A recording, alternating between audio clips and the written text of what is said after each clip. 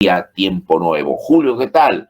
Aquí estamos un poco tarde ya, pero muchas gracias por atender el llamado de Pro y Contra. Buenos días, Jaime. Muchas gracias por esta invitación a estar aquí en Pro y Contra. El título, Uchurajay y nosotros, pero el subtítulo, La ausencia de mi hermano y de la nación, provoca a quien lee el título, Julio.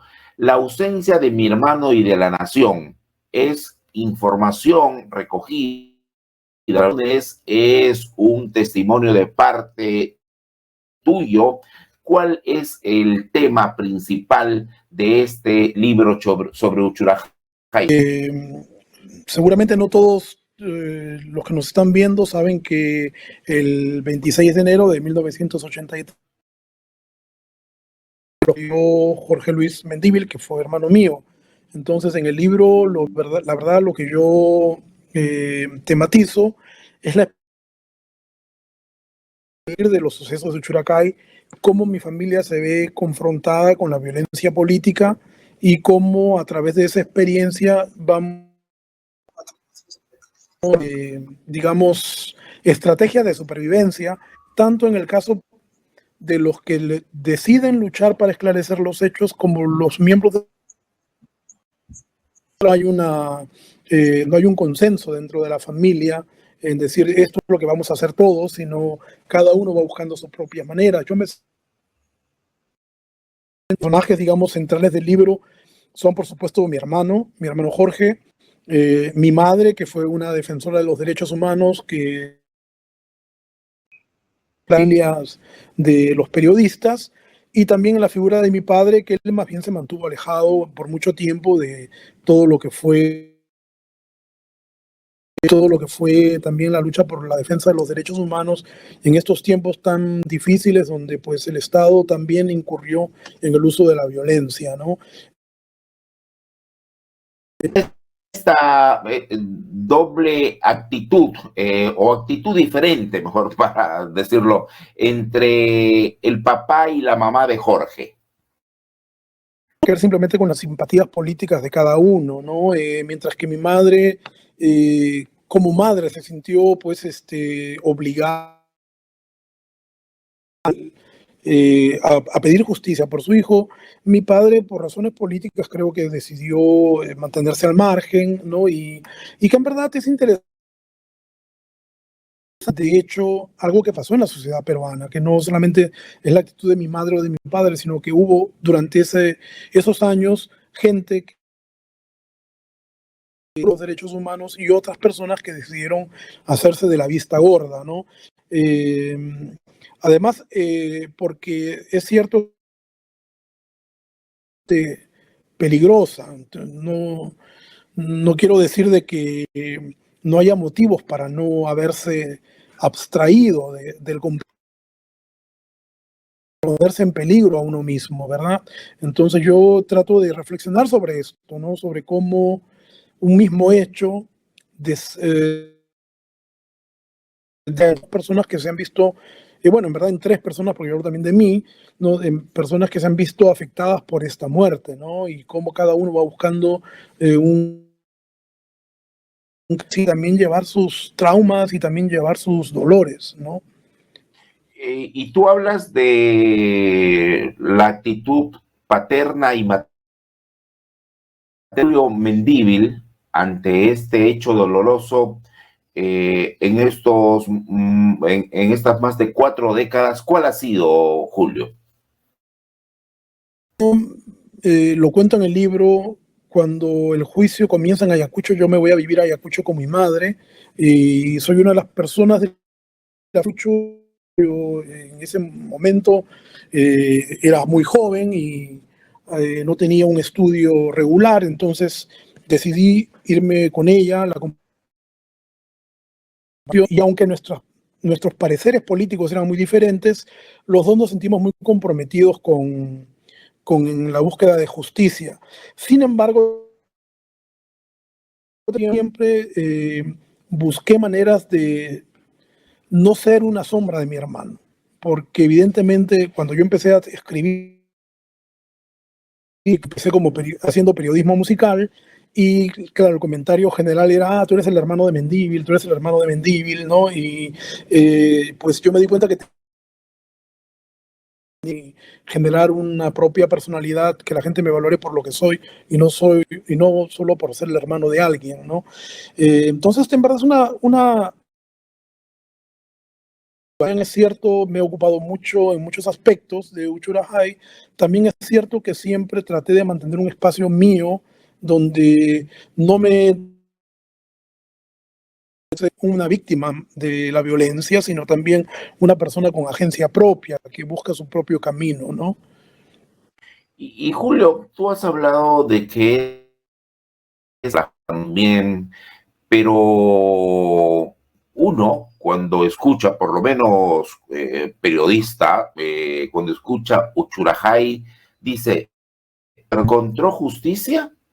Y cuando aparece un nuevo libro escrito por el hermano de uno de los, dice la verdad, acá está la justicia, y ese es más o menos el interés preliminar que provoca el libro, sin que se encuentra la verdad, se encuentra la justicia en las páginas de este libro. No.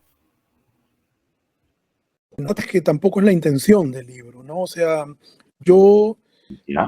conozco el caso de la hija de... Ella comenzó a escribir un libro sobre su padre. El libro está marcado por una intención de decir todo lo que se ha afirmado.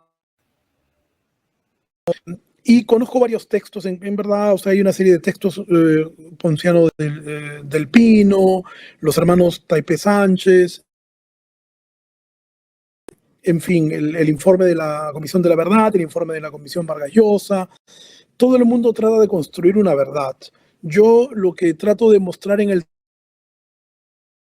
verdades consigue librarse de una serie de,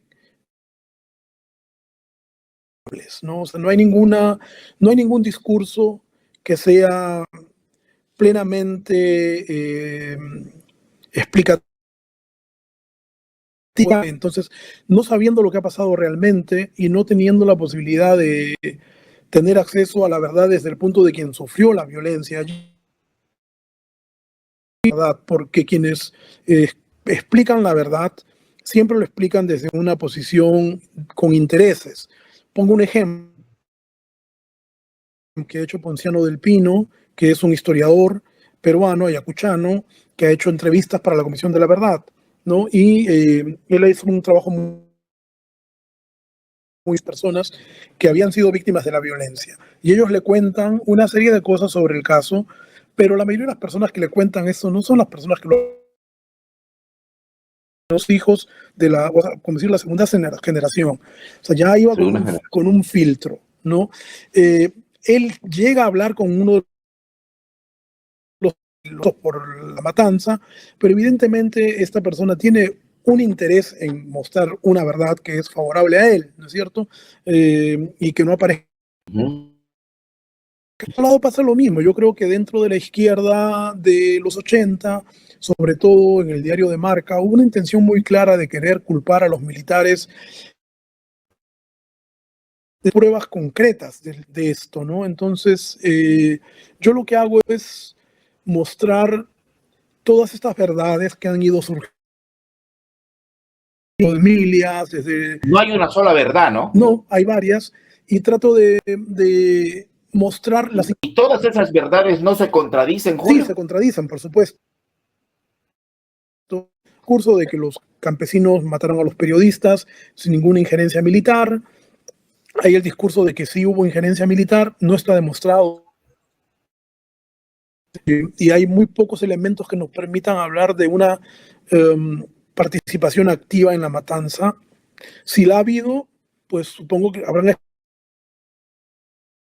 no hay ninguna prueba para afirmarlo, ¿no? O sea, contundente, digamos, ¿no? Lo que hay... No es la intención del libro entonces buscar la verdad, y si no se sabe la verdad, ¿será lejana, crees tú? Yo no creo que la justicia llegue, sinceramente. No ha llegado en 40 años, no veo ningún motivo por que llegue ahora. El Estado peruano sí tiene muchas responsabilidades en la muerte de los periodistas, directas e indirectas, ¿no? Por ejemplo, por dar solamente un ejemplo, ¿no? Es que cualquier gobierno tiene que garantizarle la posibilidad a los periodistas de cubrir sus... No, el Estado peruano fracasó en hacerlo, ¿no? Y no solamente fracasó en hacerlo, sino que interrumpió el proceso de esclarecimiento de los hechos, ¿no? De Belaúnde y el gobierno de Alan García hicieron algo, incluso en el gobierno de Fujimori, algo activamente fue impedir que se borraron pruebas, no sé, se contaminaron pruebas durante el levantamiento de los cadáveres. Entonces hay una serie de actitudes de parte del Estado peruano con conocimiento de que sí hubo injerencia, digamos, en el no esclarecimiento de los hechos, ¿no? Ahora, la comisión por el entonces decano del Colegio de Periodistas también, y la Comisión de la Verdad, eh, han hecho un trabajo. Esto es conocido y lo has leído, y en el libro se cuestiona esos trabajos o se esclarece estos trabajos. En el caso de la Comisión Vargas Llosa ha habido mucha literatura al respecto. Enrique Mayer, que es un etnólogo, demuestra muy claramente los sesgos racistas hay toda una lectura de los campesinos en Uchurajay como gente primitiva, como gente atrapada en el tiempo. Muestra claramente que muchos de los aspectos de lo que dice Vargas Llosa no son verdad, ¿no? O sea, sí hubo contacto con los periodistas, Mucho prejuicio, ¿no? mucho prejuicio, y también sí hubo contacto. Entonces, no se explica muy bien, ¿no? Qué pasó realmente en el momento en que hay contacto y cómo comienzan las agresiones. No se tiene en la Comisión de la Verdad, en verdad, el informe de la Comisión de la Verdad se basa en las entrevistas que hizo Ponciano del Pino, que después escribe un libro que es sobre Churacay, ¿no? Y prácticamente muestra una serie de cosas que se le escapan por completo. Vargas Llosa, que es los conflictos internos al interior de Churacay, que había un sector de gente que apoyaba a Sendero Luminoso porque no tenía otra alternativa. No llega gente armada a tu pueblo y tú tienes que hacer algo, ¿no? O sea, no es que haya habido siempre, o sea, yo creo que no ha habido siempre una afinidad ideológica, sino... Y había otra gente que estaba dispuesta, pues, a responder a las injerencias de Sendero Luminoso en la zona, ¿no? Entonces, los periodistas llegan en un momento peleándose por decidir si se apoya o no se apoya a los militares, y yo creo que esto juega un rol importante, ¿no? ¿En qué medida? No lo sé, porque, como digo, pues todos los elementos que nos podrían acercarnos a una descripción de los hechos han sido bloqueados. Las personas que han hablado han tenido un interés de parte, incluida mi familia, lo digo con toda sinceridad. O sea, todos hemos tenido una agenda, entonces hemos estado tratando de... La verdad es la verdad absoluta, y es ahí donde comienzan a salir las inconsistencias de todos estos discursos, que es lo que yo muestro un poco en el libro, que todos estos discursos terminan... en verdad, lo interesante del caso de Uchuracay es que yo creo que también nos da una plataforma para pensar la violencia de una manera diferente, que yo comparto con la gente de Churacay, aunque yo sea víctima de, del accionar de quienes mataron a los periodistas. No fue el pueblo entero, fue un grupo de gente que vivía en ese pueblo, ¿no? Con una agenda propia. O sea, no mataron en nombre del pueblo, ni mataron en nombre de todos los que estaban en el pueblo en ese momento, eran partidarios de que se mate a los periodistas. Pero después Uchurajay fue tratado realmente como un pueblo que era un pueblo de mucha gente. Entraron los militares y mataron también a campesinos. Y en ese sentido me doy cuenta que tanto la gente de Uchuracay como yo somos gente que hemos la violencia política. Sergio, y ahora tú hablas de verdades, Julio, y a lo largo de estos 41 años y a lo largo de tu ¿han existido verdades que luego fueron desechadas por ti mismo? Bueno, sí, cuando yo era joven, directamente después de la masacre, yo estaba convencido en el discurso del diario de Marca de que había habido participación militar, no directa. La verdad que no encuentro ningún indicio para creerlo, pero sí creo que ha habido responsabilidades indirectas, ¿no? Y hubo responsabilidad. Dijo, ¿cómo es que fueron ahí? ¿Debieron pedir seguridad? ¿Debieron pedir protección? ¿Hubo alguna responsabilidad según la percepción o según la investigación que tú has hecho, Julio? O sea, de todas maneras, uno siempre es responsable de sus hechos. O sea, yo creo que por eso es que admiramos a los periodistas que murieron en Uchuracay, porque ellos de viaje sabiendo que arriesgaban sus vidas, ¿no? Evidentemente hay una responsabilidad de su parte, pero es una responsabilidad que no exime de responsabilidad. Yo he tenido situaciones muy parecidas. Yo cuando me fui a investigar a Colombia, trabajé en una zona de guerra. O irme a la zona de guerra. Dije, no voy a venir hasta Colombia para quedarme en Bogotá. Me fui a la zona de guerra. No me pasó nada, por suerte. Las responsabilidades que uno toma y que uno asume, ¿no? Pero esas responsabilidades no eximen de otras personas que tomaron también decisiones que fueron letales para los 8 periodistas. Se presenta en Viena este libro el próximo 12 de diciembre. Está programada también una presentación, por lo menos virtual, hombre, en Perú. El libro lo presentamos en julio en la Feria del Libro en Lima. Y después lo presentamos en la Universidad de San Marcos en agosto, ¿no? Me parece que el 11 de agosto lo presentamos. Yo quisiera volver a Lima este año, perdón, al Perú este año y presentarlo también el libro en Ayacucho, ¿no? Es una que gracias a él pude llegar a Uchuracay, ¿no? Pero por razones de tiempo no lo pude hacer, ir para México y luego volver para estar en Cajamarca y luego volver a dar clases, entonces no pude quedarme el tiempo que quería, ¿no? Pero sí. Y tú sabrás que el tema Uchurajay no está en agenda nacional, ¿no? Bueno, porque si bien es cierto que no es un tema, digamos, de gran actualidad, sí es un tema recurrente cuando hablamos de la violencia en el país, ¿no? Cuando hablamos de los temas icónicos es Uchuracay, ¿no? Entonces, yo sé que claro, es una parte de la memoria. En toda escuela de periodismo se trata el tema Uchurajay.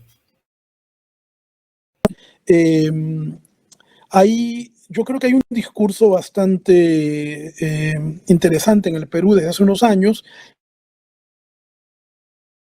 Vuelve a surgir una y otra vez estos llamados, esta literatura de testimonio, ¿no? Pienso en libros como el libro de Lurgio Gavilán, el mismo libro que tú le has publicado a Walter Lingán, ¿no? Sobre Mamá Angélica. Sacar un libro en el cual él habla sobre los conflictos dentro del ejército, ¿no? Que él fue parte del ejército. La violencia política va desarrollando una también ciertos problemas dentro de las tropas, ¿no? Entonces me parece que hay latentes allí que vuelven a salir una y otra vez, aunque también hay voces que quieren acallarlos, ¿no? Ahora, en el Perú vivimos otro tipo de violencia, no comparar la administración Belaúnde, García, inclusive y Fujimori, pero hay otro tipo de violencia, ¿no? Sí, por supuesto, la violencia.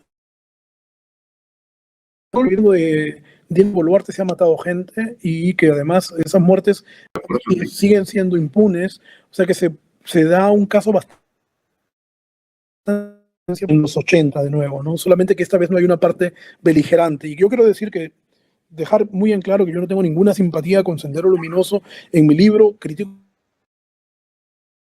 Sendero Luminoso, pero también critico la violencia política del Estado, ¿no? Y eso a existir ahí gente que ya es una versión un poco senderista del asunto cuando eso está totalmente descartado, ¿no?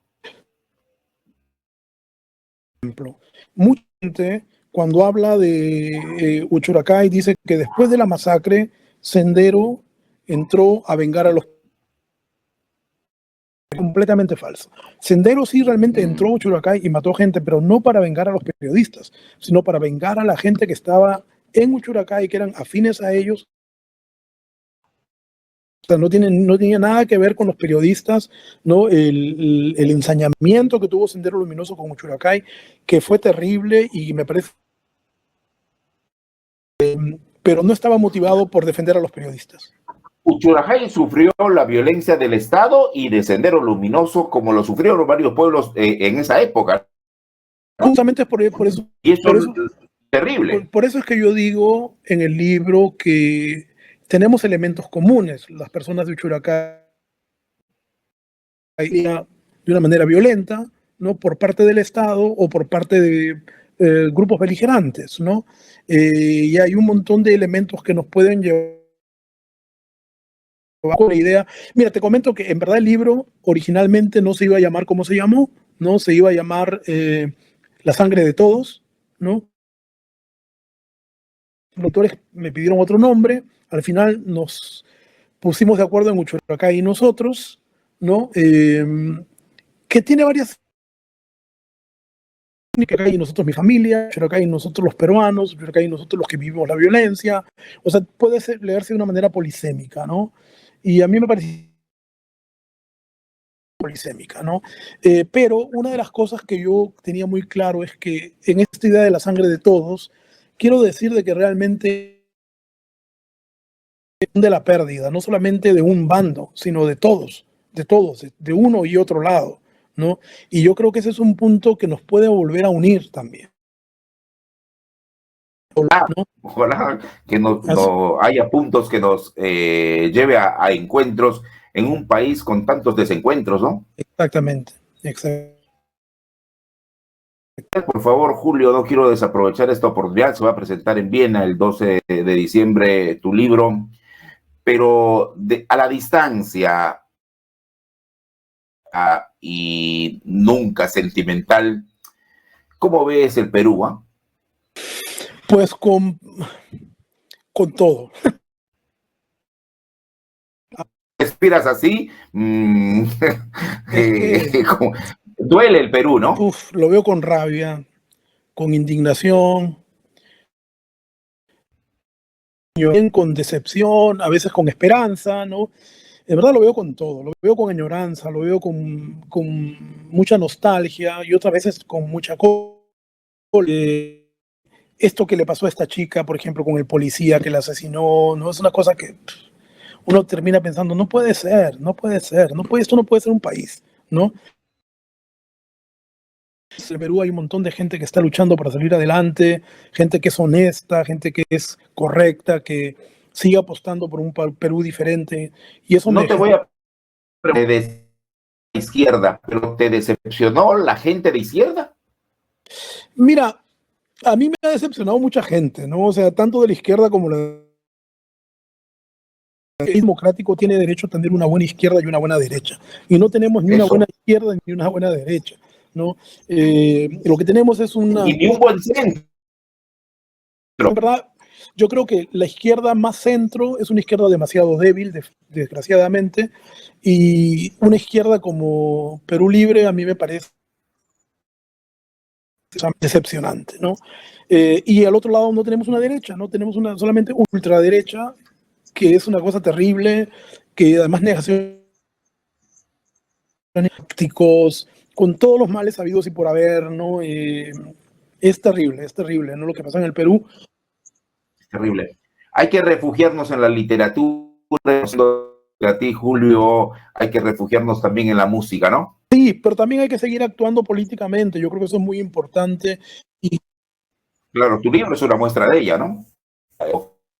sí, y tratando de generar pensamiento, tratando de generar comunidad, ¿no? Con los compañeros en el Perú, que también están en el Centro del Libro San Marcos, con un grupo de estudiantes que tiene un seminario de política y que me parece importante, ¿no? Apoyar este tipo de iniciativas. Sobre libros y sobre tu trabajo. Gracias a ti. Un abrazo a la distancia y éxitos el 12 de diciembre. Muchas gracias. Un abrazo también. Un abrazo. Desde